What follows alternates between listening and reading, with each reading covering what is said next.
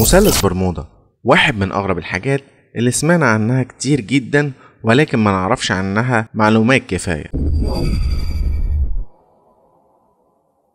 سمعنا عن حوادث كتير غامضة حصلت في مثلث برمودا، وعلى سبيل المثال سفينة ماري سيليست. السفينة دي بقى اختفت ومحدش لقاها ولا عثر على أي أثر ليها، على الرغم بقى إن طاقم السفينة اللي كان موجود كانوا معروفين جدا ببراعتهم في الإبحار، ولكن لقوا السفينة دي بعد كده مهجورة بالقرب من ساحل البرتغال، والسفينة دي لقوا فيها الأكل والشرب واللي كان بيكفي ركاب السفينة لمدة 6 شهور، وكانت شحنة السفينة زي ما هي وكل حاجة في مكانها محدش لمسها، وارتبطت الحادثة دي بمثلث برمودا.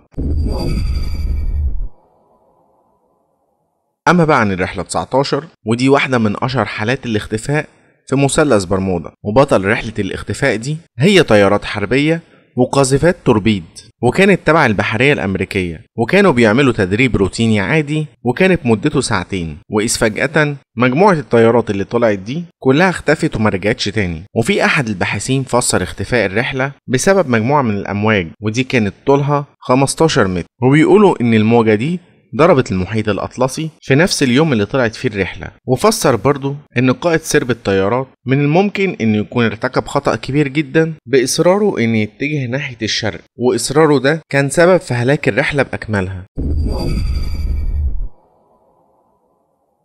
مثلث برمودا هو مكان جغرافي بياخد شكل مثلث متساوي الأضلاع، ومساحته حوالي 1,000,000 كيلومتر مربع، ومكانه في المحيط الأطلسي، واتشهر جدا بسبب القصص الكتير اللي طلعت عليه، ومعظم القصص اللي طلعت عليه دي كانت في القرن العشرين، وفي الوقت ده كان المكان الوحيد اللي الناس بتجيب منه الأخبار هي الجرايد، وزي ما تقول كده ان هما كانوا بيحبوا يخلقوا قصص علشان الجرايد بتاعتهم تكسب شهرة اكتر وتعمل مبيعات اكتر. ولكن في الحقيقة بقى خفر السواحل للولايات المتحدة بيقول ان حوادث اختفاء الطيارات والسفن اللي كانت موجودة في المنطقة دي ده شيء عادي جدا وبيحصل في مناطق تانية كتير من المحيط الاطلسي. وبس كده نكون خلصنا. لو عندكم بقى ترشيح لحلقة ما تنسوش تكتبولي في التعليقات، ولو عجبك الفيديو ما تنساش اللايك الجميل واشترك في القناة عشان يوصلك كل جديد وتنضم لينا وتبقى واحد من عيلتنا.